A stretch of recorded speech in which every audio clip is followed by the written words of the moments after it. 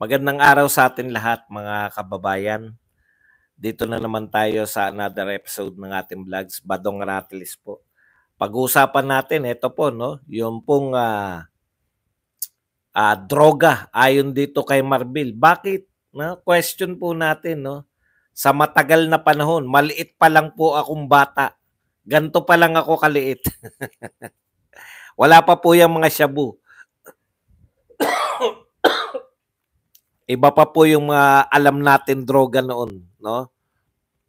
Kailan lang sumikat yung mga shabu na yan, eh. Maliit pa lang ako, tinuturo na sa amin sa elementary na masama ang pagdodroga. Bakit? Bakit po nasabi ng ating Chief PNP? Parang ang gustong palabasin yung pagdodroga ay nakakatulong pa sa ekonomiya. Ganun na po ba tayo? Ganun na po ba yung Pilipinas ngayon? Puta di, mag-export na tayo kung talagang ekonomiya pala ang gusto natin. No? Magtimpla na tayo rito. Ibang klase rin eh. Ayan po pag-uusapan natin. Yan pong sinasabi ni Marbil. Pagdududahan mo na ngayon, sila po yung nagsabi na 62% bumaba po ang krimen. No? 62% bumaba ang krimen mula kay Pangulong Duterte. Yan po ba mga matitino po yan? Yung mga magsasabi na parang maganda pa. No? Hindi ko naman sinabing direkta nilang sinabi.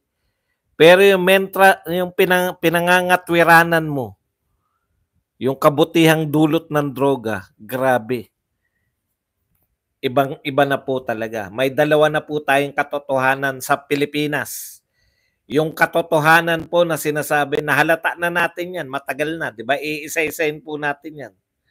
Sa krimen, meron pong katotohanan na sinasabi si Pangulong Marcos, mababa ang krimen, pero hindi po yan yung sinasabi, no?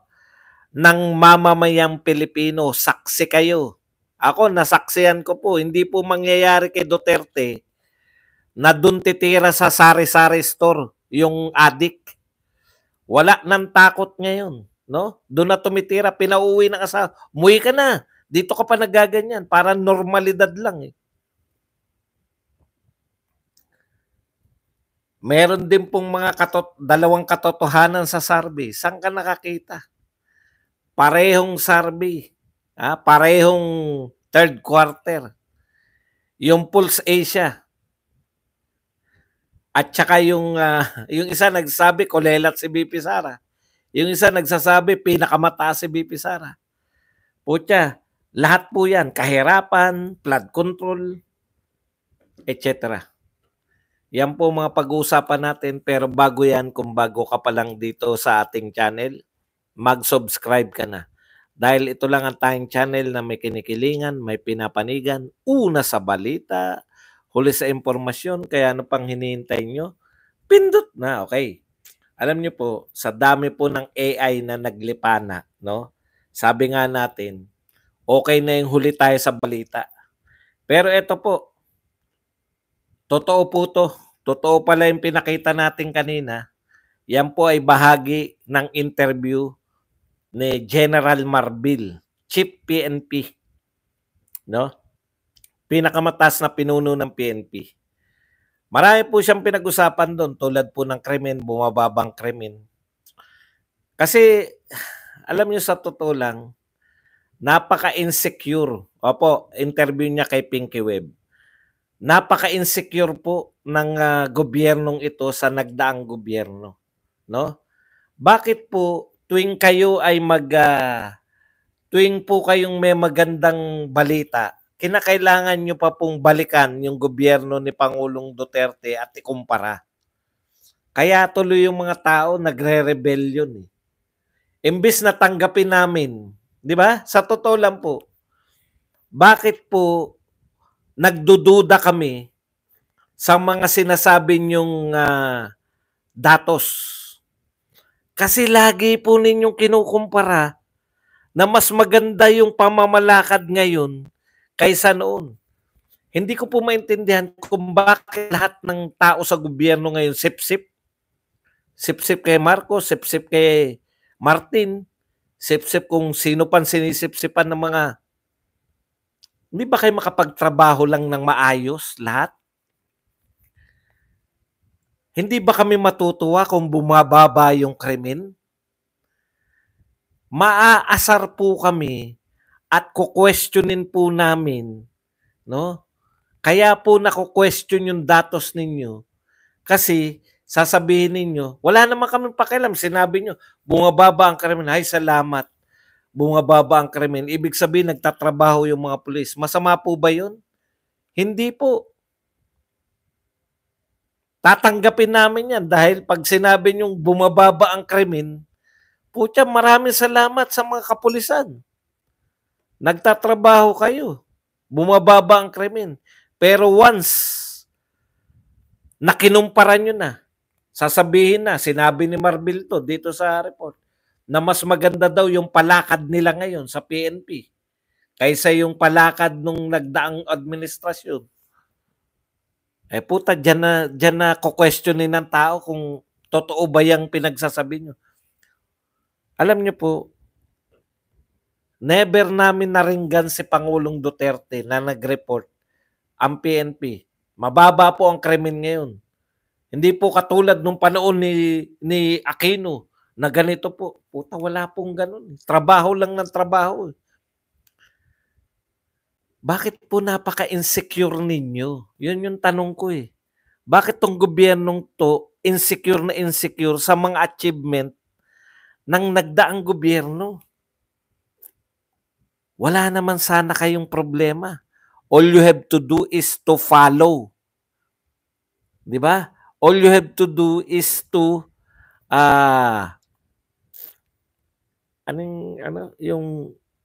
ituloy ninyo. Continuity. Hindi na kayo kinakailangan mag-isip pa. Mahal na mahal si Tatay Digong ng mga tao dahil sa mga ginawa niya. At nanalo ka rin dahil ginamit nyo nga yung mga Duterte. Continuity lang. Hindi na po kinakailangan ng mga kung ano ginawa ni Duterte. Itutuloy lang. Bakit kinakailangan nyo ma-insecure?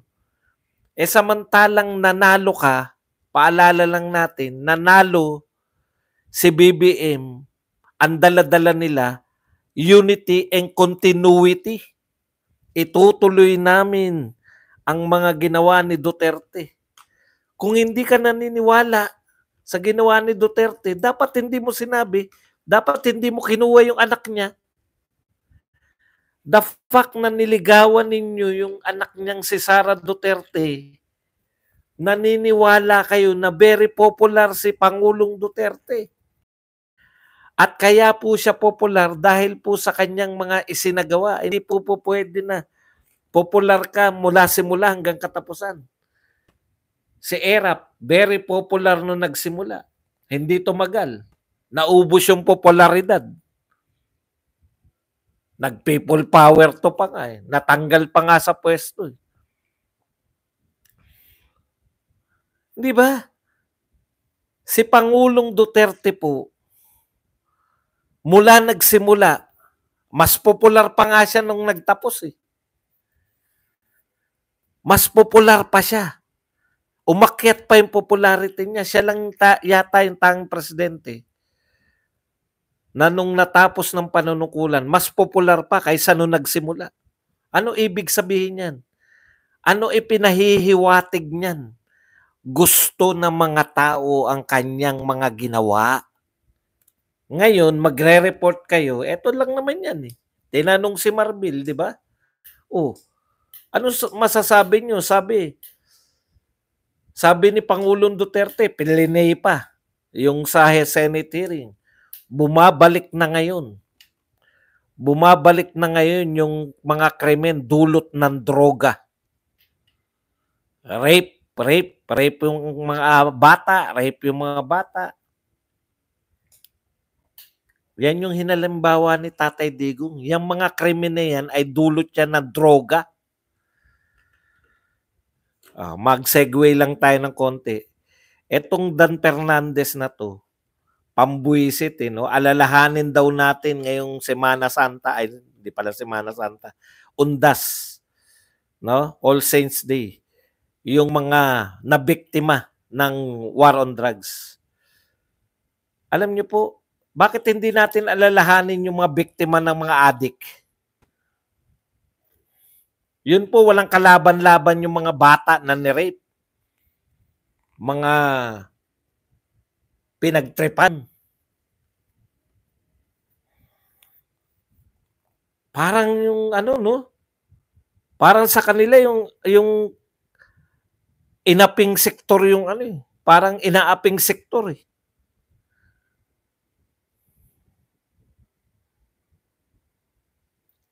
Api ba yung sektor ng mga adik? Puta, grabe kayo kung mapagsalita. Alalahanin natin ang mga ang biktima. Kala mo talaga, ano eh.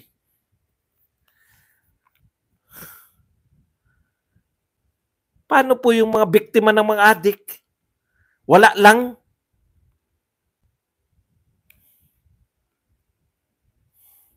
Kakalimutan nyo ba ang naidudulot sa mismong pamilya niya ng isang adik? Papaalala ko lang sa inyo. Ang isang adik po, pag may adik kayo sa pamilya niyo, no? Ang mga adik po, nauubos po ang mga gamit sa bahay. Kung ang namumuno po ay adik, bebenta lahat. Puta, electric fan, television, lahat yan. Puta, meron pa nga ako nababalitan, bubong pa ng bahay nila, binibenta eh. Hindi lang po yung ibang tao na bibiktima ng mga adik, minsan, pati pamilya niya. Alam niyo po ba, pati bubong? Puta, ano nangyari sa bubong natin? Wala namang bagyo. Binenta bubong. O, yung, iba pa yung pananakit. Binibenta yung gasol. Maglulo. Malupit yan, eh, no? Nag-ano na kananakanin, di ba? Kumbaga yung bigas. Pucha, hinugasan mo dahil may napanis pa na tira kagabi, nakalimutang hugasan. Hirap na hirap ka, tapos inaamoy mo pa kung may amoy panis pa na bigas. Puta, nung isasalang mo na, walang wala yung M-gas.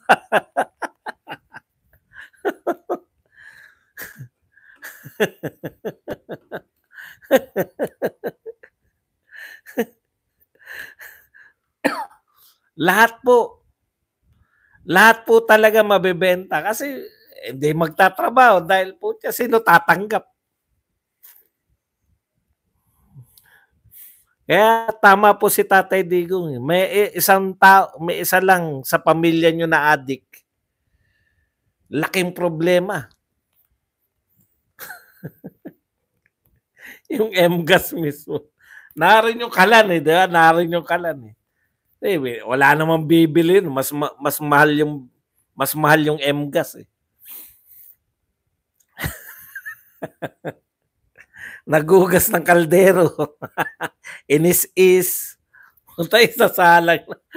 Ano yung M-gas?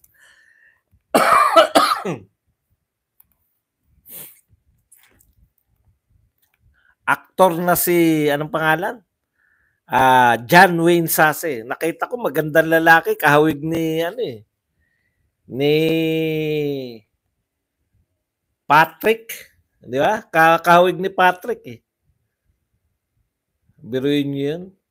Yan po, totoo po yung sinasabi ni Pangulong Duterte na yung mga krimen dulot ng droga nagbalik na. Sabi nga ni Abalos ngayon 7 sa 10 krimen ngayon dulot ng droga ngayon. Sabi ni Toyo. dapat may play na lang ako. Bumalik na po yung droga. Noon pa yan. Noon pa. Abalos. Kumusta naman tayo?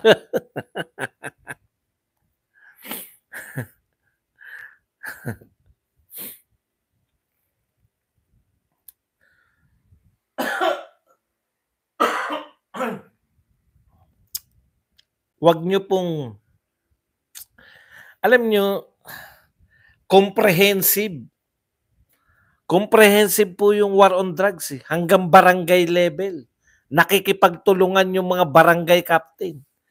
Ngayon sa tingin niyo makikipagtulungan yung barangay captain?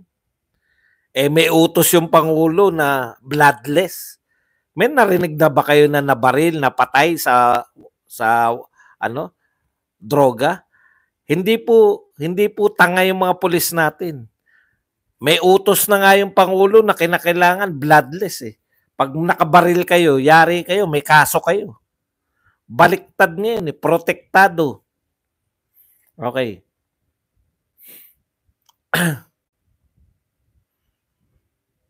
Alam niyo po, nakakatakot tong sinasabi ni Marbil. Sabi niya kasi, katulad niyan droga, hindi naman lahat ng addict dahil gusto nilang gumamit. Yung iba, sa ekonomiya. Ekonomiya daw, eh. Marami raw gumagamit ekonomiya kasi by ano raw tayo, by the hour, no? Per ora daw yung bayad, eh. Gustong mag-extend ng oras. Putya, ginawa mo pang bayani yung mga adik, eh. Bakit po kinakailangan yung wag pasamain yung adik? Dahil ba may pinoproteksyon ng kayong malalaking tao na adik? Imbes po na isa kayo sa mga hikayat na magbagong buhay yung mga malalaking tao, bakit mag-a-adjust tayo? Ang buong Pilipinas, pati pananaw natin sa mga adik, adjust na natin. Eh kamakailan lang, eh. Pinapahuli ng mag-asawa yung anak nilang adik, eh. Yung nagkakariton-kariton. Ang tagal ng usapan. Huliin nyo na po yan. Adik yan, sabi ng nanay. O, yan ka na naman. Dakdak ka na naman. Wala po talagang normalidad, eh. Dahil daw, at ang nagtaka ko, kung si Karen Davila siguro yun, babarahin na yun. Ibig nyo sabihin, General, okay lang sa inyo na mag-addict, di ba? Eh putya, nakita ko, ay si Pink Web pala. Bakit nga naman babarahin ni Pink Web yan? Remember, Hubert Webb? Talagang ang ano po, depende po, no? Yung, kaya, yung lahat ng pananaw mo, depende sa pinangangalagaan mo. Nagtaka ko, eh. Parang sinuportahan pa, eh. Dahil ano po, yung gising pa, yung parang inayudahan pa ni Pinky Webb, eh. Bakit naman, sabi ko yung nag-i-interview, bakit naman parang okay lang sa kanya yung sinasabi ni General Marbil? Kung iba po yung nag-i-interview, kahit po si Karen Davila, kahit po anti-Duterte yan, at least babarahin niya yan. Ibig nyo sabihin, okay lang na magkaroon ng addict dahil nakakatulong sa ekonomiya. Eh si Pinky Webb, kapatid yan ni Hubert, eh, di ba? Wala na po akong sasabihin. Ganun talaga, eh.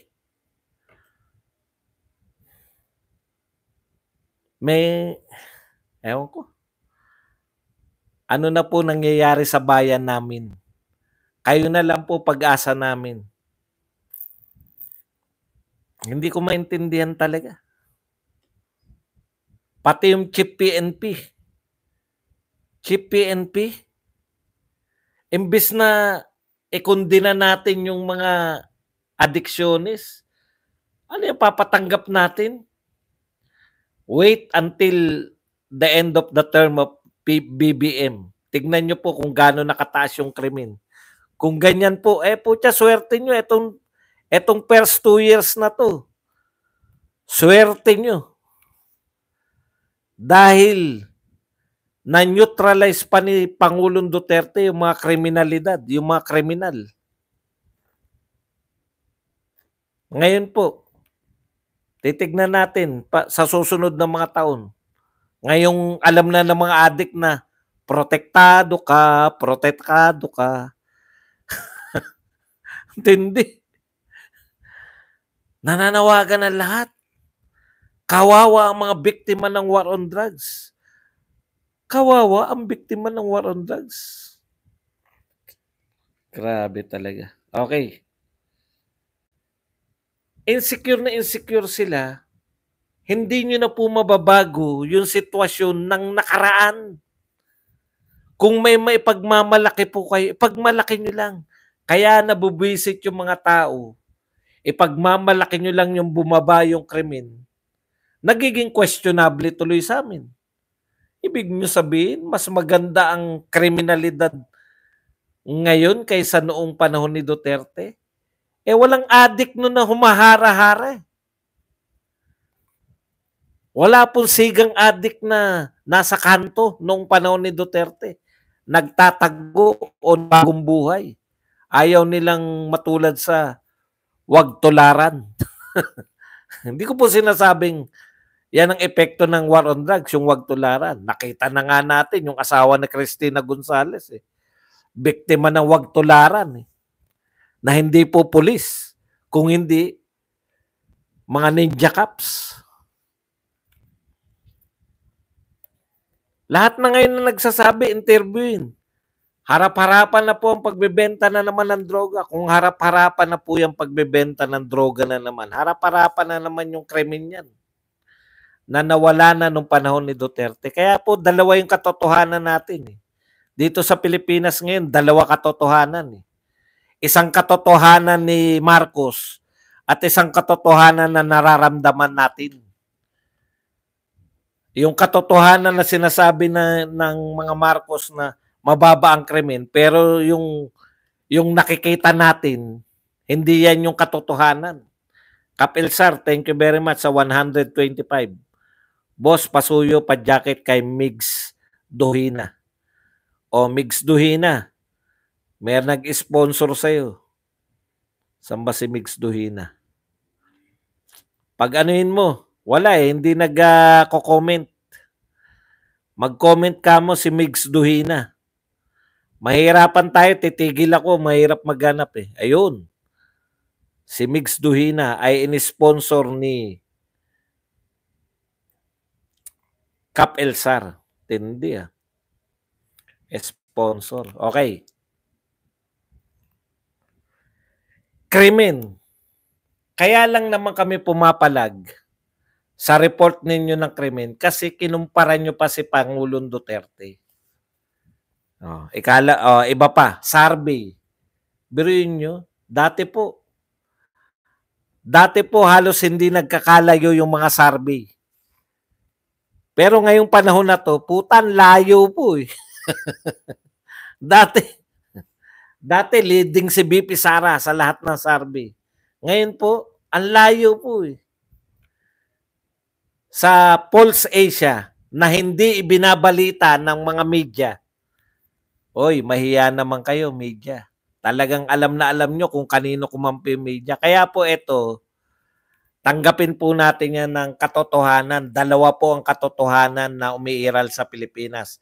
Yung katotohanan ni Marcos na pinalalaganap ng mga tauhan niya sa pangunguna ni Martin, mga senador at ng media. Nangunguna na po si Martin. Ang taas na sa rating ni Martin. Hindi ako makapaniwala Kulelat si Martin sa lahat Pero sa Pulse Asia, kulelat talaga.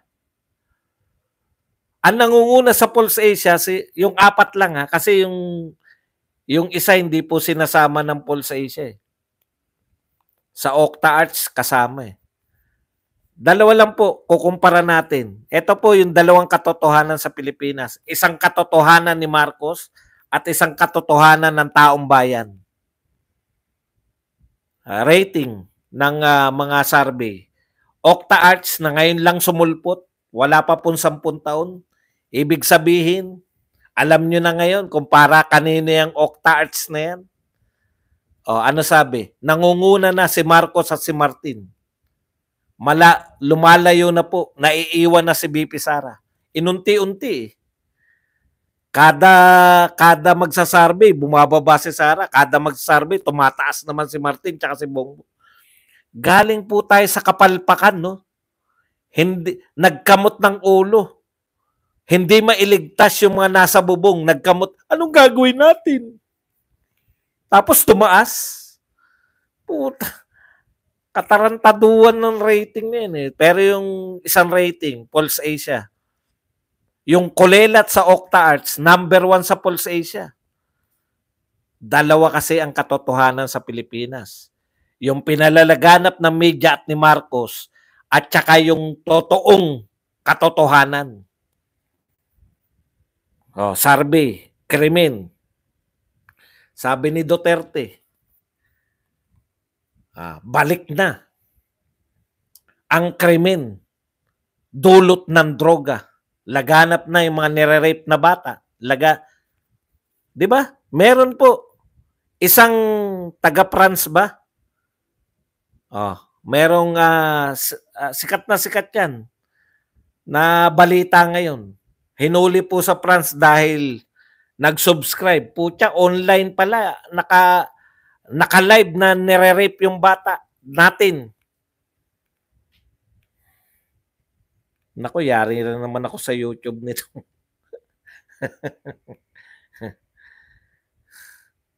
Sino po mas kapanipaniwala? Si Marbil, ang sabi ni Marbil, yung addiction naman, ano yan eh. Kailangan ng tao yan para madagdagan yung oras. Pero ora kasi tayo rito eh. Baka naman sa susunod, abangan nyo po. Hindi na po ako magtataka kung may award na po yung mga addict.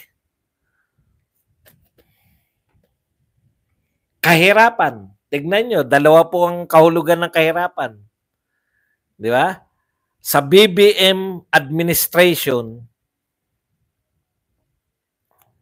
sa pangunguna ni Papa Gadon, haka-haka lang ang kahirapan. Bakit? Pag ikaw nakakapag-mall, hindi ka mahirap. Punta mall, hindi ka mahirap. Kinakain ko sa mall, pag nagpupunta ako sa mall, binatog eh. Mayayaman pala ako kasi nasa SM ako. Kumakain ako ng binatog. Di ba yung mang binatog?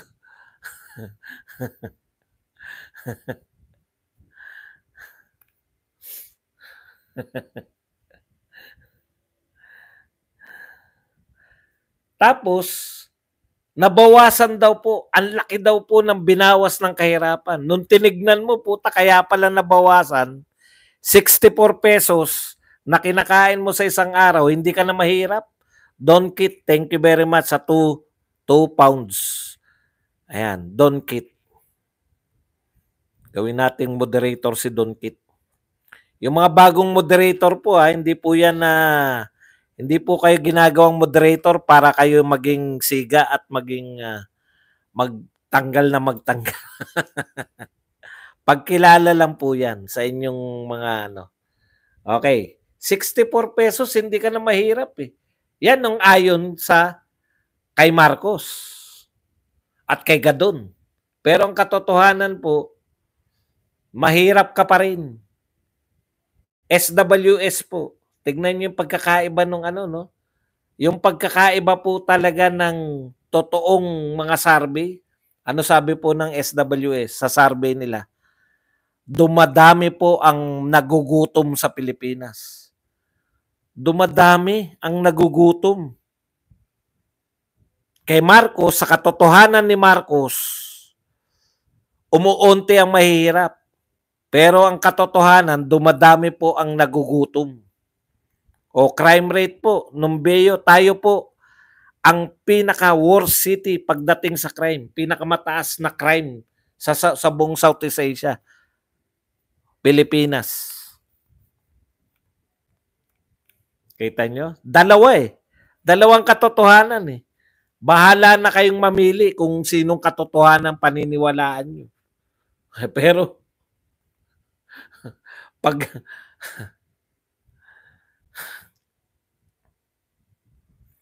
Okay. Ano pa? Ito po. Yung mga issue ng flood control. Saan ka nakakita? 1.4 billion a day. Number one, Manila pala, number one na crime. Pinaka-criminal. Okay. Flood control, 1.4 billion a day.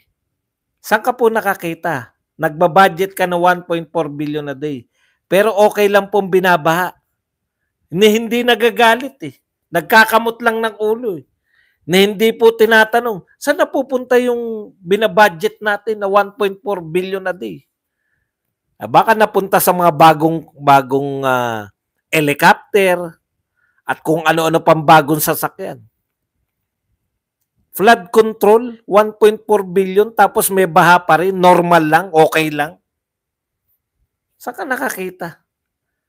Ito pa isa. Ito, yan yung katotohanan eh. Bakit po ba nagbabudget ng flood control?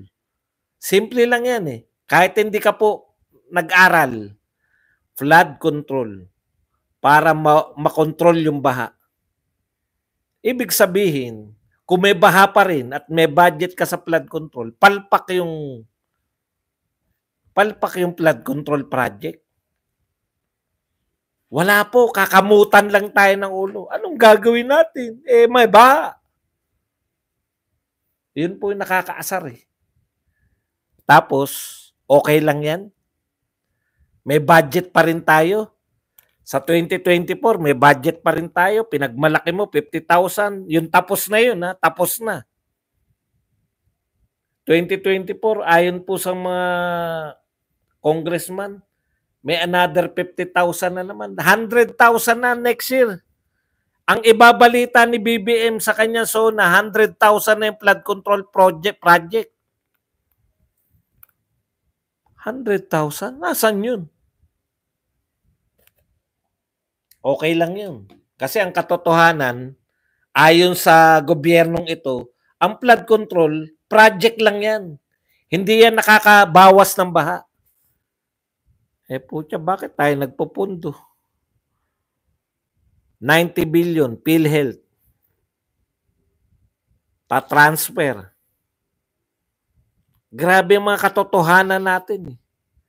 Wala pong walang pumapalag, walang investigasyon, walang gusto mag-imbestiga. Si Sara Duterte, 125 million lang. Million lang po. 125 million lang. Hindi ko nilalang yung 125. Lang yan kasi 1.4 billion a day yung flood control. Pero ito 125 million lang sa buong isang taon. Ilang taon na pong inuusisa. Sabi ng COA, walang anomalya. Ayaw ipaliwanag. Ayaw magpaliwanag. Wala na nga anomalya. Ano pa ipapaliwanag? Ano ba hindi nyo maintindihan? Pag sinabi po ba ng COA na walang anomalya, kinakailangan mo pa magpaliwanag? Bakit hindi mo maipaliwanag? Kasi walang anomalya. Bakit ayaw ka magpaliwanag, BP Sara? Ninakaw mo ba? Wala nga anomalya. Ano na nakawin? Wala nga anomalya. Okay na. Hindi naman nila mapagbintangan na magnanakaw. Kasi nga wala nga anomalya eh. Ganyan po ang katotohanan. Palalabasin na may nanakaw sa walang anomalya, pero yung nagsasabi na lahat ng tao, flood control nasaan? Ano daw? Iimbestigahan ba namin? Bakit namin iimbestigahan yan? Bakit kami mag-iimbestiga? Pera lang yan. Unahin na namin yung 125. Pera din yun Mas maliit pa yun si Sara, kaya dalawa po ang katotohanan. Kahit gumastos ka ng bilyon, basta ka ikaw ay kakampi ng gobyerno, absuelto ka.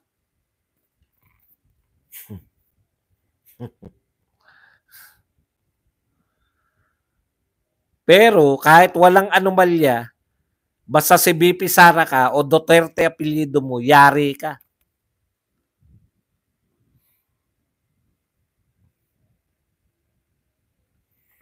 PhilHealth, 90 billion, hindi nyo kina-question, pero yung 125 million, taon nyo na pong kina-question yan. Sinabi na walang anomalya.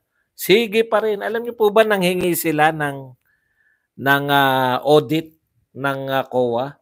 Binigyan na sila ng COA, hindi pa rin masatisfy.